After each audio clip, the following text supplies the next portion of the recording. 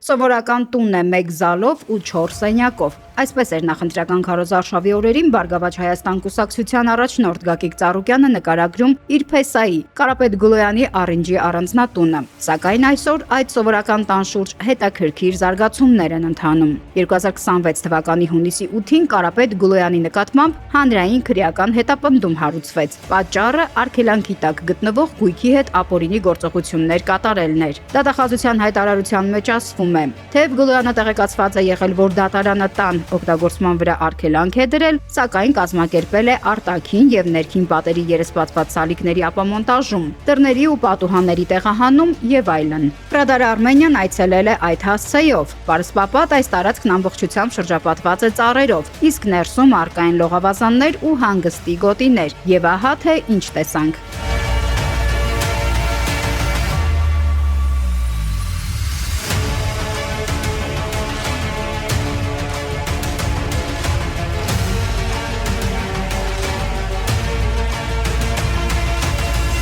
Նշենք, որ ապօրինի ծագում ունեցող գույքի բռնագանձման գործով օրինական ուժի մեջ մտած դատական ակտի հիման վրա Հայաստանի Հանրապետությունը մայիսի 12-ին Առինջ գյուղի Պարույր Սևակի 14-րդ փողոցի թիվ 8 հասցեում գտնվող հսկայական առանձնատան շուրջ 91%-ի նկատմամբ գրանցեց սեփականության իրավունք։ Գույքը պատկանում էր Կոտայքի նախկին մարզպետ, Աբովյանի նախկին քաղաքապետ Կարապետ Գուլոյանին եւ նրա կնոջը Ռոզա Ծառուկյանին, Գագիկ Ծառուկյանի դստերը։ Կադաստրային տվյալներով տարածքը զբաղեցնում է գրեթե 8600 քառակուսի մետր հողամաս։ Առանձնատունն ունի երկու հիմնական հարկ, ավելի քան 570 քառակուսի մետր ընդհանուր մակերեսով, շուրջ 341 քառակուսի մետր նկուղ, 3 առանձին ջրավազան, 125 քառակուսի մետր պահակատուն ավտոտնակ, 137 քառակուսի մետր ավտոտնակ պահեստ, մեծ այգի եւ կանաչապատ տարածքներ։ Բացի այդ, Գուլոյանից բռնագանձվել է նաեւ Ծաղկաձորում գտնվող հողամաս, Ագբա բանկի 2000 բաժնե տոմս, Belglass ՍՊ-ին տրամադրած 294,900 դոլարանոց փոխառության չվերադարձված մասից 264,000 դոլարի պահանջի իրավունք։ Էլեկտրամոնտաժ ընկերության բաժնետոմսերի արժեք ավելի քան 1 միլիարդ 227 միլիոն դրամ, որպես օրինական եկամուտներով չհիմնավորվող ծախս,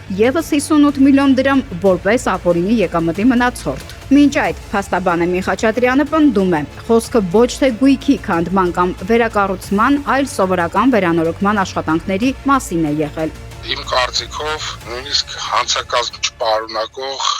մի իրավիճակ է, որովհետև խոսք գնալ տան վերակառուցման, տեսքի փոփոխության մասին խոսք ուղղակի գնալ չի կարող։ Խաչատրյանի դիտարկմամբ երկար տարիների ընթացքում այդ պատի սալիկները խոնավության արդյունքում պատից առանձնացած են եղել, տան մեջ էլ ջուր լցված եղել։ Փաստաբանը նշում է, աշխատանքների ընթացքում վնասված երեսպատման սալիկներն են փոխարինվել նորերով։ Անդրադառնալով դատախազության պնդմանը, թե գույքի նկատմամբ արգելանք է եղել, Խաչատրյանը շեշտում է, գույքի տնօրինման արգելքը չի նշանակում, որ սեփականատերը չի կարող պահպանել կամ վերանորոգել այն։ Տնօրինելը մենք չպետք է խառնենք գույքի վերանորոգման հետ կապված։ Ես վկայեմ տան ծայրահեղության, էլի այդ տան մեջ բնակվում ես, պատի մեջի խողովակը վնասվել է, ջուրը լցվում է տունը։ Այսինքն ինչ է նշանակում, չպետք է այդ քանդես, այդ պատ, այդ խողովակը վերանորոգես, որ տունը, չգիտեմ, ոչ պիտանի չդառնա։ Փաստաբանի խոսքով վերանորոգման աշխատանքները սկսվել են դեռևս մինչև Վճռաբեկ դատարանի որոշումը, դեռ 2025 թվականի հոկտեմբերին։ Մինչ այդ այսօր էլ հայտնի դարձավ Կարապետ Գուլոյանի նկատմամբ խափանման միջոց է կիրառվել տնային կալանքը եւ 20 միլիոն դրամ։